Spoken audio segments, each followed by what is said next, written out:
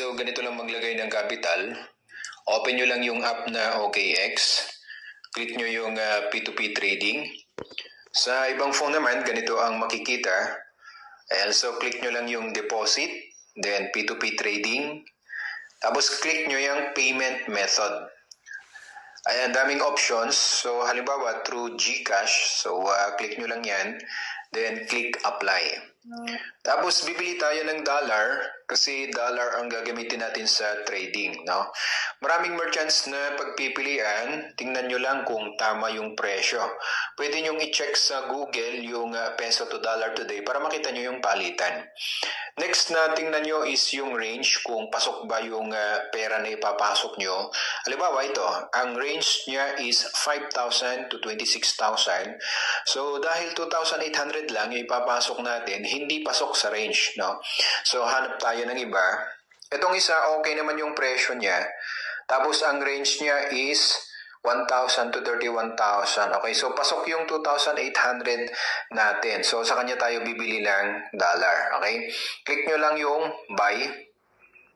Tapos lagay nyo yung amount na ipapasok. So halimbawa 2,800. Ayan, then click buy USDT. Checkan nyo muna yan. Ayan, bago click yung confirm. Click ulit yan. Click pay now. Then, ito na yung details para sa GCash transfer. Andyan yung name and GCash number. So, open nyo na yung GCash nyo to do the transfer. Okay? Click send. Then, lagay nyo yung GCash number nung kanina. Lagay nyo yung amount na ipapasok nyo. Huwag niyong kalilimutan na screenshot itong part na ito kasi i-attach natin yan mamaya. Okay, so balik na kayo sa OKX. Click nyo yung I have paid. Then attach nyo yung screenshot ng GCash kanina. Then click confirm payment. Okay, then view asset. Then withdraw. Withdraw crypto. Click nyo yung USDT. Then exchange or wallet. Click nyo yung una, yan si Tron. Click nyo yung max. Tapos open nyo na yung precise planning na app. Click nyo yung me, ayan, nasa baba. Click deposit. Copy to clipboard. Then balik kayo ulit sa OKX. Then i-paste nyo dito. Then submit. Continue. Then confirm. Click nyo yung maybe later. Then dito, dapat sabay nyo pindutin yung dalawang send code na yan. So may isa-send na code sa email mo at sa cellphone number mo. Dapat mailagay mo yung mga codes sa loob ng 60 seconds or 1 minuto. Be careful lang na huwag nyong mapagbabaliktad, no? Yung sinend sa email, dapat dyan sa email authentication din mailagay. At yung sa phone authentication naman, yung code na sinend sa text. Then click nyo lang confirm. Tapos balik kayo sa precise planning. Click yung fund, then wallet, then transfer.